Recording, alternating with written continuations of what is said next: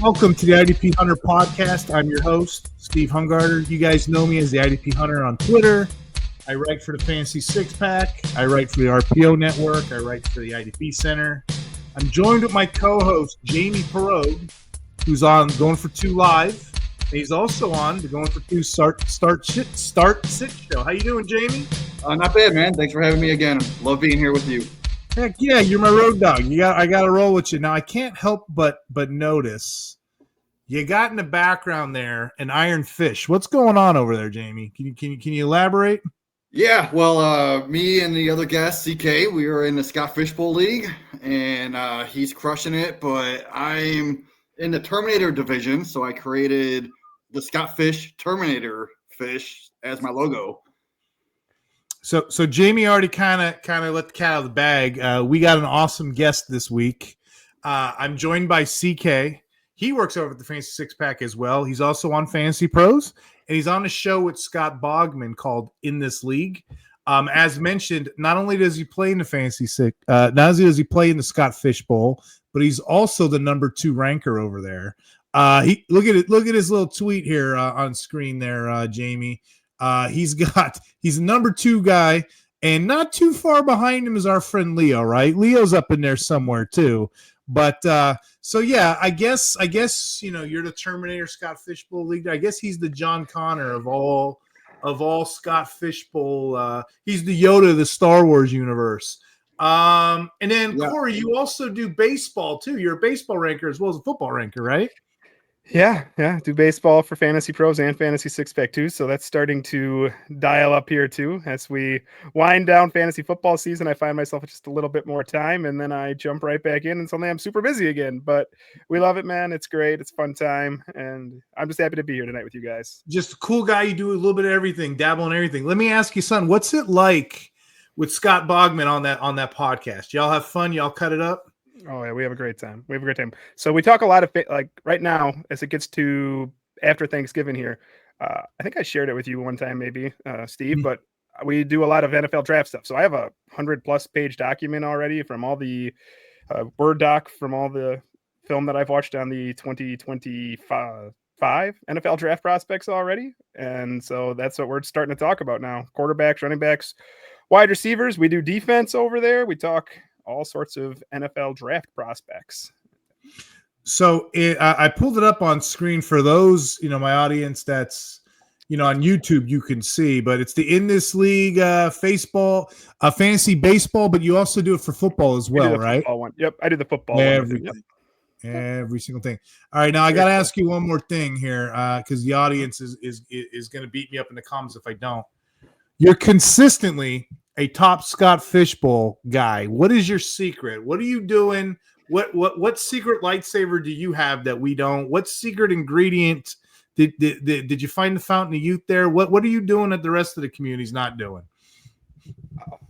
I hit on wide receiver, pass catchers, I should say. So I took like the middle rounds. I pounded receiver, and I got Chris Godwin got hurt on me, but Nico Collins hit in there.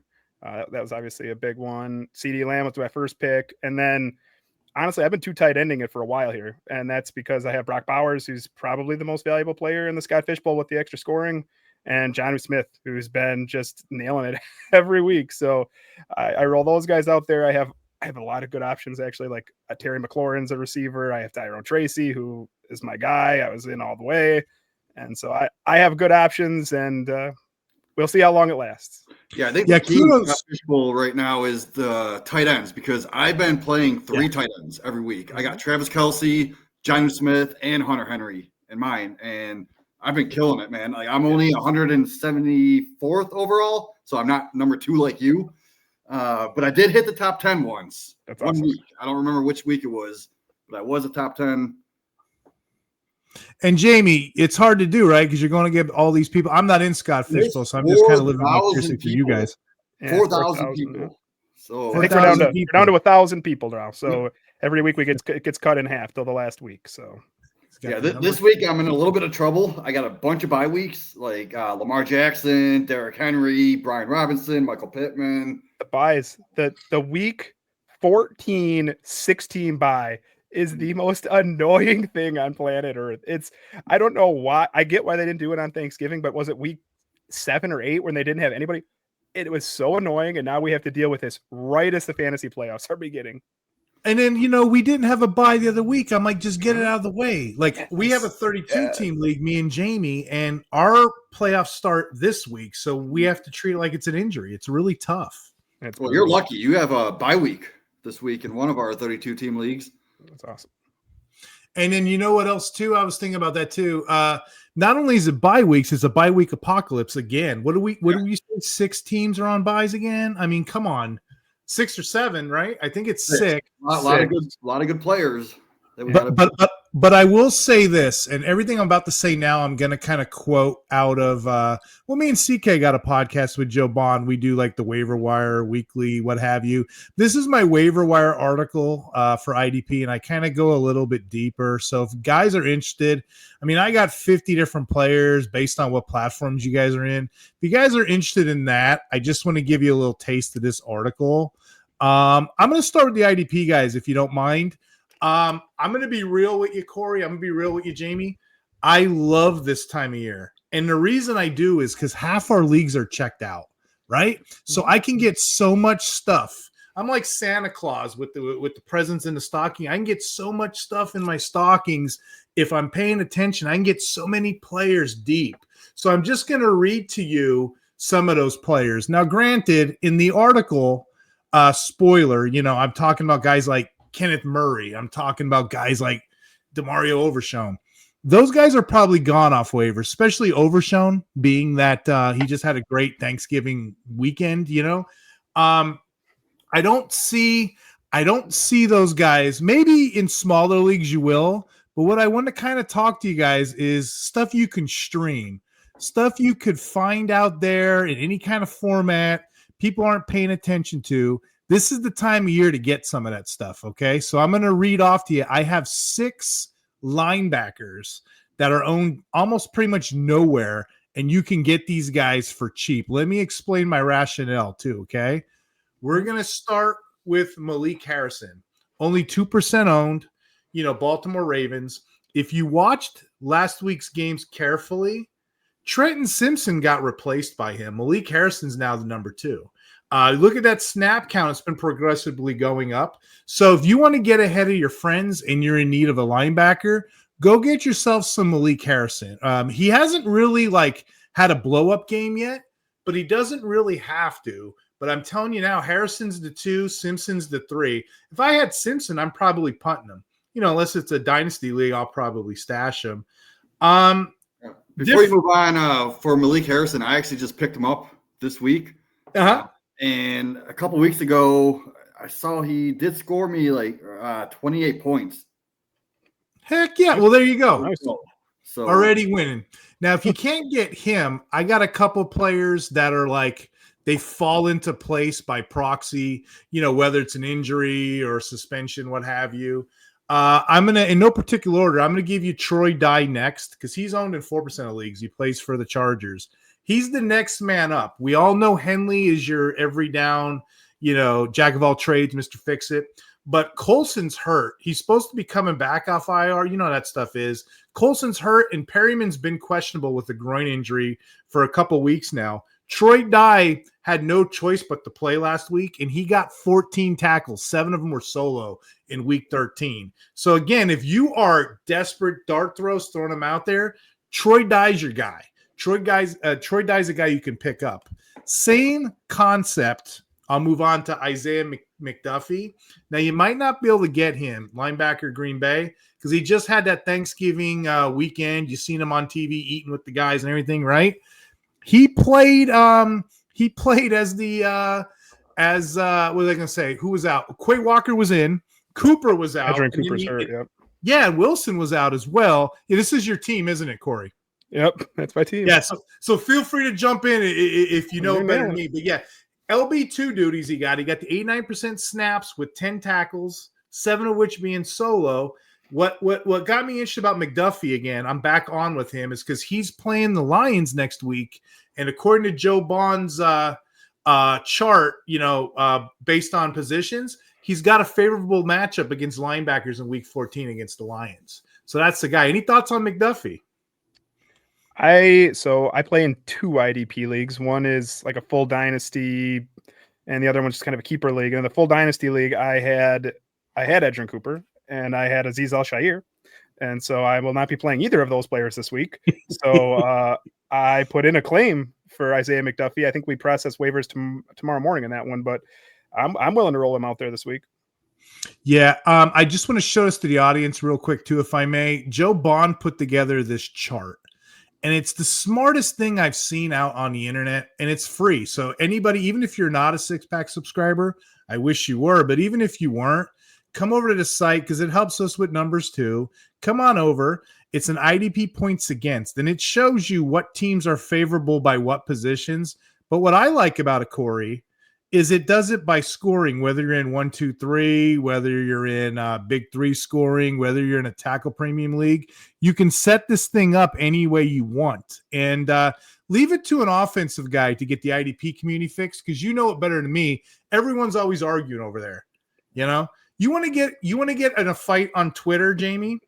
Just ask somebody a scoring problem in IDP, or ask somebody a math problem with parentheses. Those 2 things will make the universe, or ask them a religion question. You know, one of those 3 questions, you're going to get everybody in a fit. Well, Joe Bond just solved one of them for me, so I'm all about it. But yeah, McDuffie's a great one to have, especially because of the matchup.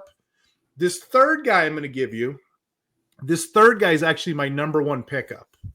And if you play on Sleeper, he's got LBDB designation. He plays for Detroit. He's only owned in 2% of leagues. The guy's name is Ezekiel Turner. He's playing because Malcolm Rodriguez got injured.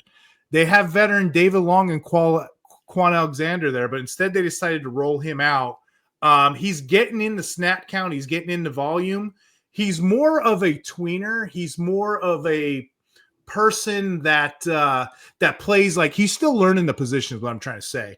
But if you get Turner in there right now and they continue to go with him, there's snaps for days with that guy. So I'm very interested in him. Looking a little bit deeper, we're looking 2 weeks from now. That's how far I got to go, Corey, with some of these leagues. I got to think ahead. The Texans are on a bye week. So I'll give you 2 here. The Texans are on a bye week. We know Azeez Al-Shaair, whatever his name is, you know he's getting a suspension. It's only a matter of time. They're going to suspend him. It already came down. What did they say? 3 games, maybe appeal for 2 games. I think he appealed it already and it got denied, I believe. So I think you're without him for 3 games, and I'm assuming it doesn't count the bye week, so it's gonna be a while. So the waiver claim you want here, because Henry how do you say it? To'o a million times. He's got his own role. He has his own role. But the guy that comes in that replaces Azeez, it's Neville Hewitt.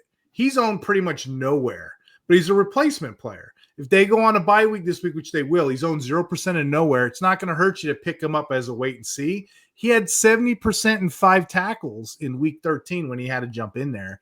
And throughout the season, he's been wearing a green dot. Now, if you're not sure about Hewitt, I got one more dart throw here at linebacker. Same team, Christian Harris. He's owned in a little bit more. He's owned in 6% of leagues. Same reasons above. He's on a bye week. You might be able to sneak him in.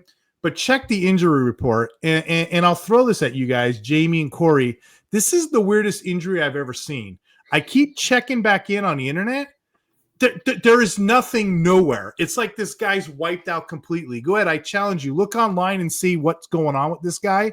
It's like that scene in Men in Black when Will Smith finally gets his suit and they just wipe off his fingerprints. There's nothing on the internet about this guy. All I know is they're activating him, not activating. I don't know, but Christian Harris is a definite dart throw for any team, especially what he did 3 years ago. So any thoughts there, guys? I traded Christian Harris in a team right before the season started, actually. You can only keep right. 4 defensive players, and I had like pretty good ones. I think Zaire Franklin and Frankie Louvu, and I don't remember who else I kept, but I traded him off for a pick, and yeah, mystery injuries are never something you want on your team. So happy with that. I was trying to research this before the show because I'm not that knowledgeable on IR, so maybe you guys can elaborate too. basically I know when they open up a guy's 21-day window and he's playing, they have that much time to draw a conclusion whether or not he can still play or not. So I guess with this guy, he's the ultimate question mark. He's the ultimate mystery. Yeah, I wanted to go back, talk about that Troy Dye that you brought up. Troy Dye, he played 77% of the snaps last week. You mentioned he got 14 tackles. So if you're in a tackle-heavy league, like I can see right now he got over 30 points. Yeah, and that's in tackle heavies usually the way we play. Corey, that's what you play in tackle heavies? I play in one tackle heavy, and then I play in one more like big play scoring type of format. Yeah, big play, I'll go after. Well, we'll talk about a couple of those guys in a second. But like let me show you this on screen for those on iHeartRadio. Welcome in. For those on Spotify, welcome in. I'm literally talking to Corey and Jamie about my IDP players here. I'm about to go on to DL, but I'm just showing the audience on YouTube. On RPO, I write this article called The Every Down Linebacker. And a lot of this stuff is already featured. I got all the stats, the snap counts, what I think the changes are on the horizon, what we're looking at. So I just kind of quoted some of this stuff here. Just something to look at, something to think about. And I brought up my favorite guy of the week is Ezekiel Turner. He was actually a safety out of Washington. He played free safety, but they converted him over to linebacker. I don't know how you guys are with the raw score, the RAS scores, the Rossi scores, but he's got high numbers. So I kind of bringing him on my teams. Worst case, if he does well, best case, if he does well, I got a free linebacker. Worst case, he doesn't go so well. Heck, I can plug him in at safety, and that's better than most of them out there, So that's the guy I'm going with. Great for tackle heavy leagues. Great for 1-2-3 scoring when you're getting 2 stable points. Big play scoring, Corey, I probably wouldn't go with that. I'd probably go for your traditional inside kind of guys. I'm going to move on to DL if that's okay with you guys. So I'm just going to keep talking here. I only got 4. I only got 4 in this category for y'all. But when I talk about DLs, and some of these are repeats from last week and other shows we've done, I am looking for that big play. I'm looking for that steady volume. Everyone's on Leonard Williams right now, right? Everybody's seen that 97-yard interception for touchdown. Everybody's seen it. Everybody's geeked out about it, right? The thing with Leonard Williams is he's an older guy. He's 30 now. Heck, I'm an older guy. I'm not going to tell you guys my age, but I'm an older guy now, and I've watched a lot of football. When he was a young rookie coming to the league, he was part of a Jets rebuild. Stop me if you heard this wrong. Part of a Jets rebuild before the rebuild that you know now. Before that rebuild, Jamie. Before that rebuild.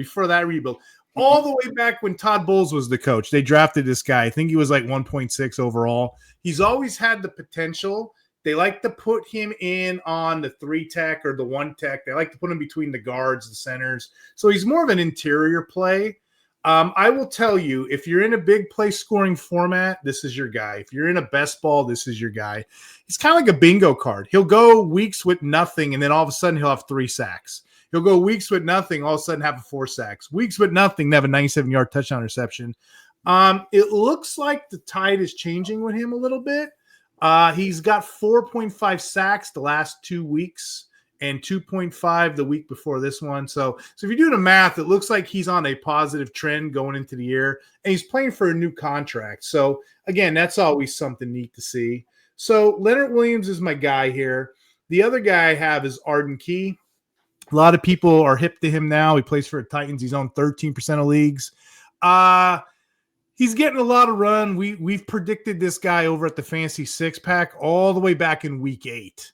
And ever since week 8, he's blown it up. He's had 5.5 sacks. He just keeps doing it every week. So he's a big play. He's good in best ball, and they're using him. If you're really, really stuck, go with Yaya Diable, 22% owned. He's not getting much production. I think he only got like 6 tackles this last week. But he's getting huge snap counts. He got 93% of the snaps, and the week before 80. Now, Corey, I don't like huge snap counts on a DL, I like him for the game initially, but I don't like it for long haul. I like that 60, 70% baseline because anybody over that not named Matt Crosby, they're going to break down like a Volkswagen on the side of the road, right? Even Max Crosby now is starting to break down, but you don't want that long term, but at least short term waivers during this bye week apocalypse. If you're stuck, Yaya is going to be on the field and you can take him. If your team's in a little bit of a better position, Nick Bonito, who's on a bye this week, everybody's picking this guy up. He has just excelled since Baron Brownie's been gone. Since week 3, he's had a sack in every game but one. Again, the Nick Bonitos, the Van Ginkels, we've been talking these guys all season, yet they're not owned in a lot of places, and I just don't understand it. But some of those guys have DLLB value. Any thoughts there, guys? I think, isn't Nick Bonito? He's now second in the league in sacks behind Trey Hendrickson, and you can go add him off your waiver wire. That's wild. Same thing with Ginkgo halfway through the year. I'm like, what are these people doing? It makes no sense. Take advantage of him. Go get him. With that Leonard Williams you brought up, I'm looking in my league. He scored 55 points 2 weeks ago against Arizona. He's also playing Arizona again today or this week. So just keep an eye on that. That's smart. That's a smart take. Keep an eye on that because every once in a while he'll roll you a 0, but then he'll have big games. So he shows up every once in a while. I feel like, and I'm far from the expert, but I feel like that's a lot of D linemen in IDP. Yeah. It's like you'll get these huge blow up games, and then sometimes they'll just disappear on you.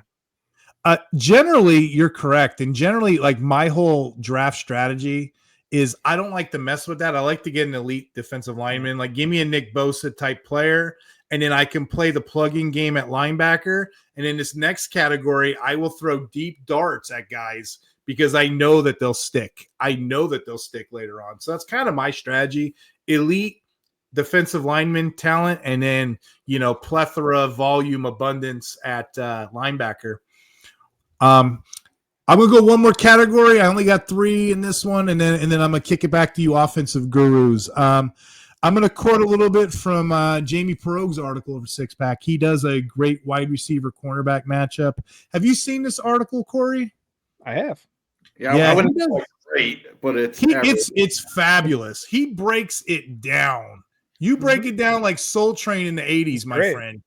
It is amazing. What I like to do is at least like 3 guys that you might not play in your lineups that have great matchups that you should play as like a flex or wide receiver 2.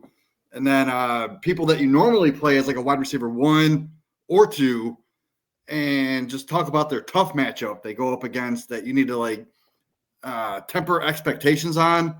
Mm-hmm. And for the most part, like I've been paying attention, like 75% of the time, it really does work out. Yeah, you got really good numbers on this. And then I'm also going to take a little bit from I'm pretty proud of this, Corey. We just came out with over the Six Pack. We came out with a box snap usage article. Yeah, that one I haven't read yet. I haven't read that one yet. Yeah, I'm quoting. Well, you know what it is, and you can see it on my screen here. I have every major box snap by the safety, and that's a huge advantage. If you know a safety's cheating up to the line of scrimmage and he's playing linebacker, you got an extra linebacker in your field. Your friends don't. You're playing a tackle league. So I had every snap. I'm like, that's crazy. So I got the top 150, and then I'll write a little bit about some of the position changes. And I'm going to give a little taste to you guys real quick. I'm only going to do three players here, 3 or 4. And the beginning of the article, you'd have to know the 1980s classic, The Safety Dance, of course. We can play IDP if we want to. We can leave our friends behind. But if we don't score, you're no friend of mine. Okay, I digress. But anyway, that's the article. I really enjoy. So I'm going to combine some of Jamie's thoughts and my thoughts in here, and I'll make it quick, I promise. We mentioned Tyler Nubin. He's on 50% now, so I'm not going to go there again. But 50%, that means half he's still out there. Corey, beginning of the year, they were using this guy more as a free. Since week 7 onward, the guy's had 157 box snaps. That's 31.4% of his snaps. Right now, I got him graded as a DB12. So he's a tier 1 player the rest of the way. He's only owned in half the leagues. You can easily exploit that. Another good one you could exploit, just recently this one happened, and I kind of write about this in the article. We know the Bengals haven't been playing great defense, right? No. Everybody knows this. The Bengals coach, Lou Anamuro, he came in, he's like, look, I need to compete with the Bills and the Bengals. So they built a 3-3-5 scheme, a nickel dime kind of thing. They brought in Geno Smith. They brought in Von Bell. They brought in all these guys so they can play back. The problem is they can't tackle. There's a huge collapse in that defense, and you've seen it against the Steelers. Geno Smith, for example, he ranks 5th in the league with 16 missed tackles, 3 of which came in that game, and he's still on the field. That's how bad they are. You know who's worse than him? Von Bell. And then here's my pitch here. Von Bell got replaced for Jordan Battle. Now, you're not going to see it on the box scores because he's only hovering around 70%, but Jordan Battle is a sneaky pickup right now everywhere. I see that shift, and I see him progressively picking up steady more snaps, and he's been playing in the box heavy the last 3 games. So Battle is actually, the numbers are, is 54% of his snaps have been in the box. And, over the past 3 weeks, he's outperformed that guy. So if you want to get a sneaky player off your waivers, go ahead and get Battle if you're stuck. I'll give you one more, and I'll give it to you guys. Actually, I'll give you 2 more. Jamie was talking about Kobe Bryant, not the basketball player, the football player. Kobe Bryant replaced Rayshon Jenkins of the Seahawks in the backfield. So to me, Jenkins is droppable. Go ahead and bring in Kobe Bryant. He's owned like pretty much nowhere. So that's a free safety. Now he plays back a lot of free. Pun intended, he's free and he's a free safety. So there's another guy you can get. And then my last one, I'm kind of excited to tell you this. You guys may have already seen my tweet. Jabril Peppers, okay? Jabril Peppers came off the commissioner's exempt list. And a lot of people weren't paying attention to it. I know I wasn't. He came back. He played an every down role. He played 100% of snaps. The other cool thing he did is him and Duggar, they just don't trust the linebacker core is what it is, Corey, I think. But him and Duggar kept going back and forth, playing the box. So Peppers ended up with 52% of his plays in the box. So did Duggar. The difference is Peppers had 1 more tackle than Duggar. He had 9. The other guy had 8. So, I've never really seen that when both players are going back and forth. Reminds me of Double Dragon, Jamie. You punch, he punches, he kicks. I've never seen it before. We have 2 twinsies going back and forth. So I'm excited moving forward for Duggar. Duggar, I'll play everywhere. And Peppers, not so much. I'll play him in deeper leagues. Those are my players. I tried to go through them real quick because I know you guys got a lot going on. Any thoughts with the IDP community? You brought up Tyler Nubin, right? Mm-hmm. His past 3 games, he had 12 tackles in each of them. That's insane. He hasn't made many interceptions, but did you know that he actually leads the college team they play for, Minnesota? He leads the interception record for the history of the Minnesota college team. The problem is with New York, people don't need to pass on New York yet. So wait until they actually get good and they start passing more. He'll start racking up those interceptions along with those tackles. Yeah, thanks for that, because he was my top rookie. He was my top rookie going into rookie safety going into the draft. In the first 6 games of the season, the Giants were making me eat a little crow, and I realized what they were doing. They were assessing his playability, but they definitely shifted him. They definitely moved him over, and that's what that article is going to be. Just when we see key phrases, key moves, key assignments, people getting benched, we're just going to highlight a couple each week. Mm-hmm. What you guys want to talk about first? Well, you went through your IDP streamers. I don't know, CK, do you have any? He does. He's the number 2. I got one at every position. Okay, I want to bring up. I only got a few in my back pocket right now because I'm in a lot of deep leagues. So awesome. I only look at like who's available in like 15% rostered, maybe 20%. So I came up with Brandon Cooks. He's only 50% rostered in sleeper leagues. He's back from his injury. Last week, he got 7 targets. Yeah, he only caught 3, but he got the touchdown. So if you're desperate with this apocalypse, like you can do worse. Oh, yeah. And I mean, at least he's seeing a little bit of volume. He's got that big play ability downfield, and he's facing the Bengals, who are not that great first wide receivers. So he's a guy that you can plug and pray. Plug and pray. I like that. That's the guy you Facebooked me on. I like that, Jamie.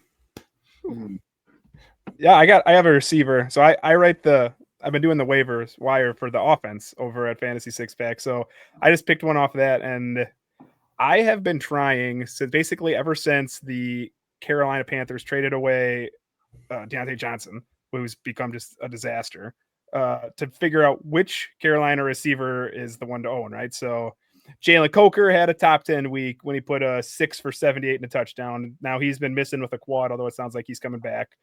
Xavier Legette, everybody likes Xavier Legette. I think he's had 2 top 30 weeks. The last 5 games, he's been over 7 PPR points, but he's never actually hit 14 even. So it's this like very narrow margin. And then David Moore had a top 12 week in there, 10 for 81, a touchdown just out of nowhere, career journey. David Moore.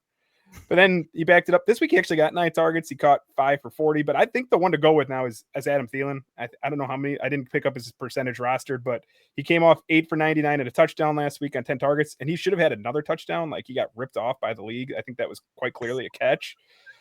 Bryce Young, 2 of the last 3 weeks, actually the last 2 weeks, over 250 yards. Only 3 times in his career has he been over 250 yards. Carolina's starting to look a little bit better. At least they're moving the ball. Got kind of a tough matchup this week at Philly, but then versus Dallas and then versus Arizona, who I know was playing better earlier in the year, but I think their defense is kind of falling apart. And then if you make it to your fantasy championship at Tampa Bay that's fantasy gold right there. So Adam Thielen, someone I'm interested in. Yeah, I mean, after his bye week, he is getting targeted. I think he got 10 targets last week, over 20 fantasy points. He's what Deontay Johnson should have been in that offense. Nice. Good take, Jamie. Yes, so, I mean, you're not turned off by Thielen. What about Bryce Young? Where do you guys see him moving forward? I think you could play him in a super flex league. Yeah. Would you play him over Aaron Rodgers? Yes, typically. I don't know who Rodgers plays this week, but I said Philly's a little worrisome this week, but typically I'd play Bryce Young over Aaron Rodgers. Or I was just trying to figure out where you guys like where does he fall? Would you play him over Jameis Winston? So Jameis was my streamer quarterback that I came up with here. So I was doing one for every position. So since he started, right, 4 of 5 weeks, over 40 pass attempts. I really like, if you're throwing it that much, if you're getting that much value. Last week he threw the ball 58 times. I mean, that is fantasy gold. 3 of the 5 weeks he's been the starter. He's a top 10 QB. Now, once again, at Pittsburgh this week, that's he's already played them. I think he played them 2 weeks ago when he finished around 15 fantasy points. I think he was about QB 15. It's tough, but if you're throwing it 45 times, like I'm probably going to play you anyways. I'm probably just not going to care. It's Pittsburgh and Kansas City. Then we already talked about Cincinnati's defense is falling apart. If you can make it and get him against Cincinnati, absolute gold. Miami, I don't really care. I know Miami, I think, is a pretty good statistic defense, but that's more just pass rush. And Jameis is just going to throw it anyways. So if you're throwing it 40 plus times, I am pretty locked in on Jameis like top 15, just on the fact of that much volume. Yeah, I played a little safe. I have him 17th this week. Yeah. I mean, last week he scored 6 touchdowns. I know 2 of them were to the other team. It's the funnest. He's the funnest dude. It's so cool. Did you know that he joined Tom Brady and Patrick Mahomes for the only quarterbacks to pass for over 450 yards on a Monday Night Football game? Oh, it's so awesome. That's crazy. And it was against one of the best passing defense in the league. Like they only allowed like 100, or I think it was like 130 some yards to receivers. Jerry Jeudy had over 200 himself, which was insane. Yeah. So I love Jameis. Winston. I have a running back here too. I don't know if we have running backs, but I think we got to talk about just like the Niners situation, right? The San Francisco situation here. So Sunday night, snow game, CMC, he finally looked good. That's the worst part about this was the first couple weeks that he was healthy. He did not look particularly good out there. I think he had about 15-ish PPR points in each game, and he was ripping yardage. I'm like, yeah, we're back. We're totally in here. Maybe it's the snow. tackle from behind, hurts the knee. Then I'm like, okay, well, everybody should have been reading the waiver wire where I've been talking about how important it is to have handcuffs. We're rolling right in with Jordan Mason, right? I had CMC one team, and I like a month ago, someone cut Jordan Mason, which I completely got. And I'm like, oh, I'm paying up. I'm going to spend, I don't know, $70 out of my 1,000 or whatever to get him on my team. So I'm cool here. Jordan Mason looks good. He's got like 13 for 75. And then they pulled him out. And I didn't think anything of it. It was a blowout. So I thought, okay, well, we're good to go here. Jordan Mason's great. And then the next day, they put both of them on the injured reserve. Yeah. And now here we are, and Isaac Orendo has to be talked about. He had some good games earlier in the year. He never officially started, but Mason left early. Against Seattle in week 6, he had 10 carries for 99 yards. Week 8 against Dallas, he had 14 for 85 and a touchdown. Then they hit their bye right after that, and he had one carry the next 3 weeks combined. So he's forgotten about, but here's my encouragement on Isaac Orendo is we all remember, CMC's been there the last couple of years and just been top player in fantasy, but go back to just Kyle Shanahan's history with running backs. Carlos Hyde, 2017, finished running back 11 under Shanahan. Matt Breida, 2018, RB 24 in 14 games. 2019, he had a triple triumvirate of Mostert, Breida, and Tevin Coleman rush for 1,939 yards and 15 touchdowns. That's crazy. Jeff Wilson went for 1,100 yards. Elijah Mitchell was RB 24 in 10 games. And then he traded for Christian McCaffrey. So this is a system, like a scheme, that's just fantasy gold for running backs. Even if you're not Christian McCaffrey, you don't have to be that good. You can be Isaac Orendo and pick up big chunks of yardage. Jamie, question for you. What Terminator robot would Isaac Orendo be? Would he be a T800? Would he be a T1000? He would be probably the T1000 because this dude, he is the number one running back in his class for athleticism score. The dude is over 220 pounds. He runs a 4.33. That's insane. He doesn't catch many passes, but dude, that dude is a beast. I remember right after the combine, I was doing a bunch of mock drafts. People were taking him just because of his metrics. They were taking him at the end of the second round. I'm like, dude, what are you doing? I've seen that. Yeah, a little rich for me. That's a little aggressive. But now, dude, he is a must-own. He could be a league winner. Where do you rank them? Oscoritas too. Right now, going into this week, he's in my top 13. I want to put him at RB 13, 14 right now.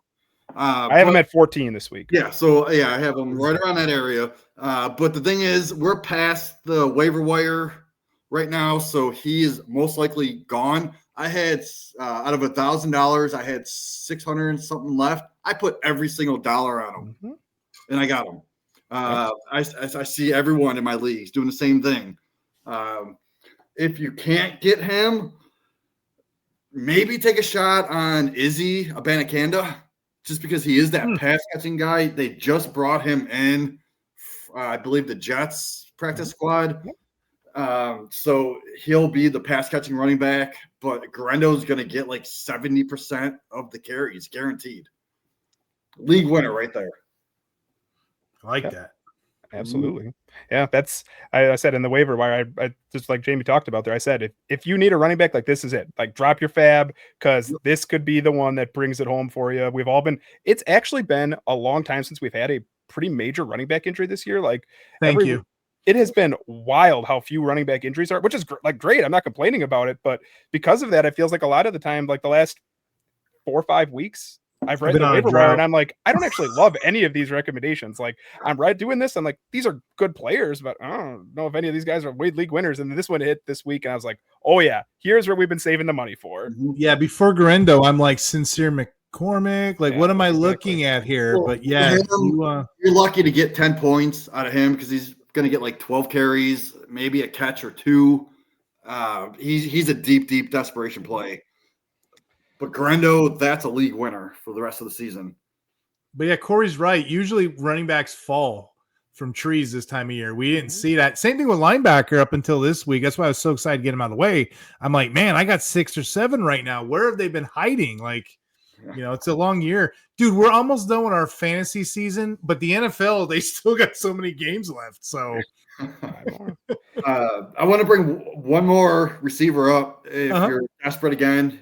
He's only 60% owned on Sleeper. It's Michael Wilson.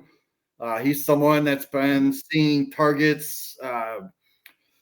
He can get you double-digit fantasy points off of waivers, which you don't see very often. He can at least get you 7 points. That's his floor. Like, can I ask you the Michael Wilson versus Pop Douglas? Because I've been going back and forth on that one for I know one. Probably go Pop just because I'm a huge Drake May fan. I think they have a bye this week, but I've been battling that one. I have a deeper league where I'm sort of competitive, sort of like right on the borderline. I don't think I'll win it, but I've been playing between Michael Wilson and Pop Douglas in that one. Yeah, I mean, they're very similar players. They're very safe floor, not super high upside players. So I think Pop could be like the number one receiver on his team. Mm-hmm. That's the thing, any given day. So I would probably go with Pop over Michael Wilson.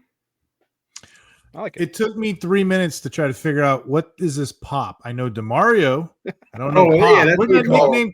Pop Douglas. Pop Douglas. I don't know. Man.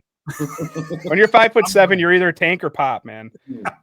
Those tiny guys, they get the small nicknames. So, CK, do you have any quick tight end streamers? I just have a few here. I mean, okay, if you're in a league, you need to make sure. I think he's like 70%. Make sure Jonathan Smith's owned. Like, there's absolutely no reason. And he is like, he's available in leagues. None of the leagues that like we're playing in, but I see it when I do this waiver. I'm like, how is this dude 70% owned? Get him. Yeah. He's the Van Ginkel of tight ends, right? It just makes no sense. On this show that we're on right now, he was my first waiver wire pickup, wasn't he, Steve? Yeah, the first one he ever mentioned. It was like 2 weeks before the blow up, too. Yeah, that's awesome, man. Good job. And then some of the guys that are on like another two that make sure like they're on buys this week, but there's no reason Zach Ertz and Hunter Henry shouldn't be owned. Make sure they're on a roster. They're both on a buy, so you can't play them. But if you need one this week, Noah Gray, he didn't catch any of the touchdowns last week, but he still got 4 for 50. That's pretty decent for a tight end. Mahomes keeps looking to him. Will Dissly for the Chargers just keeps getting it done every week. And then with the injury to Taysom Hill, it takes away one less mouth to feed down in New Orleans there. And I kind of like Juwan Johnson. I've always kind of liked Juwan Johnson. Derek Carr, at one point last week, I think he had 15 completions for 87 yards. That's how much this dude loves to check it down. Now, most of that's Kamara, but now that Taysom Hill's gone, I think Juwan Johnson can get 6-7 targets a week. I wouldn't be surprised on that at all. I see it. Yeah, I like all those, especially Will Dissly. He was on my list. On Sleeper, he's only 45% owned. But I've actually seen him dropped in some leagues just because he put up a 0 last week.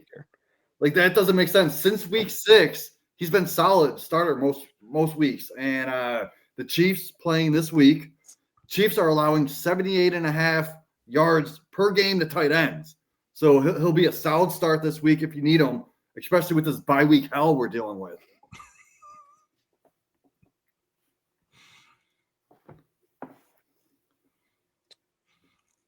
You guys got anything else on the offense? Waiver wise, not really. Okay. Where are we at on time wise? I know we're going to go into the Monday night. 3 minutes, my friend. Oh, that's not bad. You want to move to Thursday night football and your prop bets? What are you guys thinking? Or do you have any quick buys that you want to buy in Dynasty? Just like 1 or 2 players, real quick. Me? Anybody? Yeah. Oh, let's see here. Buys in Dynasty. Well, I went out and made a trade about 10 days ago I traded what should be a back end of the first round pick for Jonathan Brooks because someone was sick of it. Someone was sick of it, and I get it. I just think that he's going to be more valuable than that next year. Yeah. I don't have a whole lot of confidence in it the rest of this year. I think he might get more worth than he's been getting, but if you have a back end first round pick and you need a running back or even you don't need a running back, Jonathan Brooks was, I think we were all pretty excited about him to going into this year. If he wasn't your RB1, he was probably your RB2 or 3. So the value is depressed. I went out and traded for him. Yeah, I have an entire podcast coming up in a couple weeks of just like, IDP, what to look for. You heard me say Jordan Battle earlier, so I'd probably pick him. Yeah, no, I love that Jonathan Brooks take because that's pretty much like a reroll because last year that's where he was going. I ended the first round in Superflex leagues. He's probably the number 2 running back in this year's class, and you ain't going to get them at the end of the first round. Right. So I do like that. I have one. I want to go out and I want to buy all the Jackson Smith Najigba I can right now because he's a first round talent. He overpassed Lockett, and I could actually see him next year overpassing DK Metcalf as the number one target in that offense. Like right now, he's as cheap as you can get him. I could see him jumping up into the top 15 wide receivers for Dynasty, and I'm pretty sure you can probably get him outside the top 20 right now. Yeah, I would agree with that. Yeah, I think he's a good buy. I would agree. All those things you said. I love the Seattle offense. I actually think that they are just have this unbelievably bad touchdown luck right now. I think they should have more passing touchdowns. And JSN has clearly passed Tyler Lockett. Tyler Lockett, great career, but it's getting to the end here. And his skill set just fits so perfectly in what they want to do right there. And I love that one. I actually I pulled up my team here while we're talking. I actually made another trade about 3 weeks ago. I traded a second round rookie pick and next coming up for Sam Laporta, who's had a disastrous year.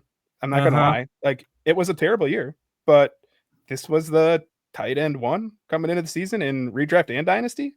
So Corey, you buy him on the low, you sell him on the high. Yes, and we say this all the time, rinse, wash, repeat. And yet people in the audience, they have it backwards. I don't get it. Yeah. I'll take my chances. Like, is he just bad? Maybe he is. I don't know. I don't think so. I think he's probably pretty good. I saw it once. I think it's just the fact that the Lions offense is fantastic, and this could transition into Thursday night. It's an awesome team, and they're clearly rolling, so they don't need it. But at some point, I have confidence that Sam Laporta is going to be better than this and probably worthy of where I just made the trade for him. I like it. So I got one more real quick. I'm buying all the Drake Maye I can. Like, he's been pretty solid this year. He's got 3 games inside the top 10 quarterbacks, scoring over 20 points. He's been doing this with no weapons at all. So imagine if he had a good receiver to throw to. I know we talked about Pop Douglas earlier, but he's not a number one. Like, just think about if they bring in like a T. Higgins next year, or they draft Ted McMillan, Travis Hunter, Luther Burden, and with one of their early picks. Like, I'm starting to look at Drake Maye inside my top 10 dynasty quarterbacks. So I'm going to buy him right now before other people catch on to that. So I'm throwing out offers all over the place.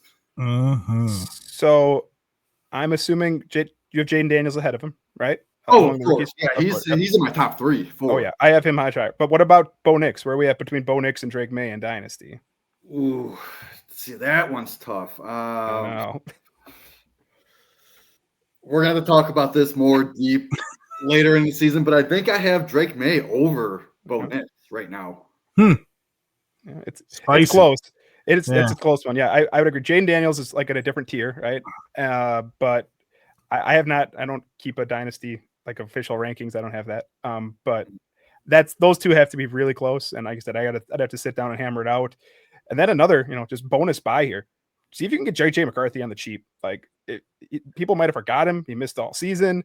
Sam Darnold has proven that he can be great. And the Vikings offense is just designed for quarterbacks to be successful. And maybe now, after waiting a whole year, someone's sick of having him. Go see what you can get him for, because he was he was valued at the same level as Drake Maye and Bo Nix, and we see what they're doing. So see what you can get him for. Yeah, like right now I have Drake Maye at like 7 or 8 and above Caleb Williams. So people are still valuing Caleb Williams above Drake Maye. I would agree with that. Yeah. But I'd probably take Drake Maye over Caleb Williams too, just for what it's worth. All right, let's jump into our Thursday night football bets. I want to hear what you have on these. Let's win some money. Well, so first off, like, Packers Lions, like, how long is it often that we actually get a good Thursday night game, which is awesome? I know. 51.5, the highest over under of the week. So, fantasy wise first, like, roll everyone. You got Jared Goff, play him. You got Jordan Love, play him. You got, either any of the 3 running backs, play him. Even if you're in a deep enough league, you could consider Emmanuel Wilson. That's how high this game should go. Amon-Ra, Jameson, Laporta, Watson, Wicks, Kraft, Reed, roll all those guys. I think this could be a very good game for fantasy purposes. 100% agree. So did you put any bets on these games? Like who do you think is going to win the money line? I have Jameson Williams plus 190 anytime touchdown. So the Packers secondary, Jair Alexander's out again. Eric Stokes is pretty awful, like borderline disaster at times out there. Jameson Williams can score from anywhere on the field. That's not really what Amon-Ra St. Brown does. I went going. I love the plus 190. That's great money. It's not juiced at all. Like, go out and that's the one I'm putting some money on. I think. I like that. I was actually thinking about it, but I wasn't sure who's going to score, how many times they're going to score. If you're talking 51 over under, like that's 7 touchdowns, right? Somewhere around there. Like he could easily get one of those. So that's why I like that bet. Like I have the game around like 25, 27. I think the Lions are going to pull it out. So yeah, that is the over. They're going to score over 50 points. As a Packers fan, unfortunately, I think that'll happen. Sorry. So Jamie, the only prop I have for you, Jaden Reed under 48.5 receiving yards, which sounds a little spicy at first because he's leading the Packers 693 rushing yards, right? You're going Jaden Reed under. I'm going under. Now here's why. I know he's leading with 693 passing yards, but I'm looking at the defense, and I mean I'm just calling a shot here. What do I know? But the Lions play a lot of man coverage. That's what they do. They lock down back there. Whenever the Packers are in man coverage, you see Christian Watson and Wicks's numbers go up. Their target rate soars. So I'm just playing the numbers against, what's that song? My mind's telling me no, my body's telling me yes. But I'm thinking that these other guys are gonna make do, especially with Detroit got their cornerback Carlton Davis. He's out with an injury. So I'm going to take the under instead of the over on that, see what happens. Okay. Well, what was the yardage again? 48.5. And again, when I looked at it, it was 47.5. I'll take it still. So I'm taking the over only because last time they played each other, he had 6 targets, 5 catches, 113 yards. I believe he had another game last year over 50-some yards. So I'm taking the over on 3.5 receptions for Reed and the over on 47.5 yards for Reed. Does that make me the tiebreaker? Yeah, let's see. Ooh. What do you got? Ooh. As a Packers fan, I still want to say the over, but I think I'd probably take the under on that. But here's the thing. I also want to take the over. I'm going to take the over on Jordan Love's 247.5 passing yards, though. So Love's playing better from somewhere. I know you got to get him somewhere, right? Exactly. But so he's playing better over on Wicks and Watson. Yeah, I would probably go over on. I just like the lower. Dukes is out. He's out. Yep. Yeah. I like Kraft's. No, I don't have Kraft's number up in front of me or Jacobs, but I know Love's gone over at 3 of the last 4. Including the Lions. You mentioned that they just played the Lions against the Lions last time he threw for 273 a couple weeks ago. That was at Lambeau. This is inside on a dome. Since they came off a bye 2 weeks ago, I think it was. Love's quad or hammy, whatever it was that he was injured with, looks way healthier. He hasn't thrown an interception. He's moving around a little bit, creating chunk plays, whereas earlier in the year he was kind of stuck in the pocket. He was playing through it, and that's when he was having the interception turnovers problems. I like the over there in yardage. It's just always so hard to trust any single Packers receiver. It's like you'll see the Watson games, you'll see the Reed games, you'll get a Tucker Kraft game in there. Exactly. That's what I'm betting on. I'm always challenging. So I did a parlay. When I do my parlays, I like to kind of juice it on the unders. Sure. So it's 47.5, 48.5. I just went 40 plus. And put Reed at 40 plus in my parlay. Oh yeah, that. So Corey, when I went up to the Fantasy Expo, on the way I stopped by Jamie's house. He took me to this Browns restaurant, a bar, it's a sports. It's great, right? I had for him a gift. He had no idea what a Buc-ee's is. Are you familiar with a Buc-ee's? Like the gas station? Yeah, the Buc-ee. He didn't have the briskets, the this, that. So let's make this interesting, Jamie. I'm saying under, you're saying over. Let's bet a brisket on this. Right here on the podcast. Yeah. You got a brisket coming your way if you get this right. You should have seen him. He was like, where are these at? He was going online seeing where he had to drive. What was your closest one? Kentucky? They don't Oh, have like those. 3 hours away, 4 hours. But anyway, look, you mentioned Tucker Kraft. His line is, last I looked at it, was 33.5 receiving yards. The last time they faced, he had 6 targets, caught 4 of them for 34 yards. So you're right on that mark. So it can go either way, but I'm going to take the over because last week he's starting to get more involved. He did get 7 targets last week. So if he gets 7 targets this week, he's going to hit over that 34-yard mark. So I'm taking the over on Tucker Kraft. I think I'd like that too. Like Steve mentioned, the Lions have had injury issues to their linebackers too. So I'm sure that can only be good for Tucker Kraft. I don't know if Brian Branch might pick him up sometimes too, but either way, I like the over there. I don't have enough data on this yet, but the rumor mill right now is they're trying to put Branch back in the slot, and they brought in Jamal Adams. I need a week or two before I start, putting pipe dreams out in the universe. But that could be, to your guys' point, that could be helpful. So CK, do you have any other props that you want to talk about? I gave up all mine. I don't have any more. Because we haven't hit on the running back, so I want to bring up Montgomery. I love this line right here. So Montgomery, I'm taking over 13.5 receiving yards. He hit that 9 times this year, only went under 3 times. He's averaging about 22 receiving yards per game. So I'm going to smash that 13.5 over.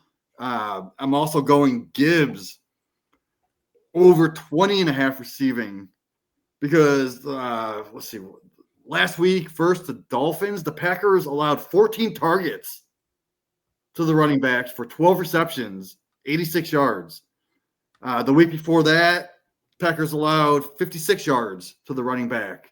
So I do like both of the Monty and the Gibbs on the over for passing receiving yards.